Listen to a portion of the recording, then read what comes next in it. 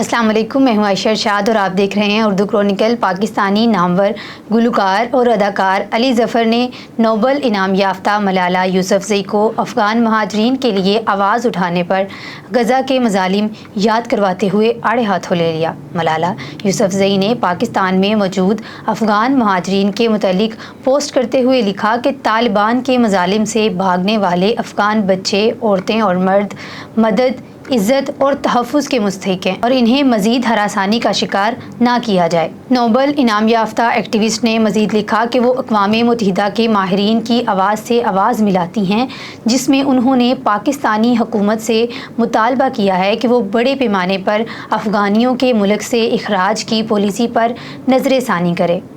गुलकार अली ज़फ़र ने मलाला यूसुफ़ज़ई की पोस्ट पर तंज़िया कमेंट करते हुए लिखा कि गज़ा के लोगों के मुतल्लिक इनका ख्याल है, इनका कहना था कि आपको और किसी के लिए नहीं तो गज़ा के बच्चों के लिए आवाज़ उठानी चाहिए क्योंकि आपकी इन्फ्लुएंस ज़्यादा है। अली ज़फ़र ने अपनी पोस्ट के साथ गज़ा नस्लकशी के हैशटैग्स भी इस्तेमाल किए। दूसरी जानिब मारूफ अदाकारा उशना शाह भी मलाला यूसुफ़ज़ई समेत तमाम मशहूर शख्सियात पर बरस पड़ी। उशना शाह ने समाजी राब्ते की वेबसाइट पर तमाम मशहूर शख्सियात और फ़नकारों के लिए ख़ुसूसी पैगाम जारी किया है। उशना शाह का अपनी पोस्ट में कहना था कि उन तमाम मशहूर शख्सियात, सकाफ़त साज़ों, फ़लाह व बहबूद पर असरअंदाज होने वाले रोशन ख़याली लाइफ कोचेज़, फ़िल्मी सितारों, गुलकारों, खिलाड़ियों यूसुफ़ज़ई को याद रखें जो आज भी इसराइली दहशतगर्दी पर खामोश हैं।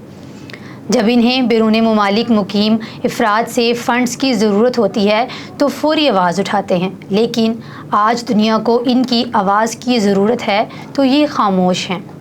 इनका मज़ीद कहना था कि जब इस कत्ले आम के बाद रोशनी का सूरज तुलू होगा तो हर कोई इन शख्सियात की खामोशी को याद रखेगा। वाज़ेह रहे कि गुज़िश्ता रोज़ से गज़ा पर इसराइल की जानिब से फ़िज़ाई, ज़मीनी और समंदरी हमलों के बाइस गज़ा का दुनिया से राब्ता टूट गया है।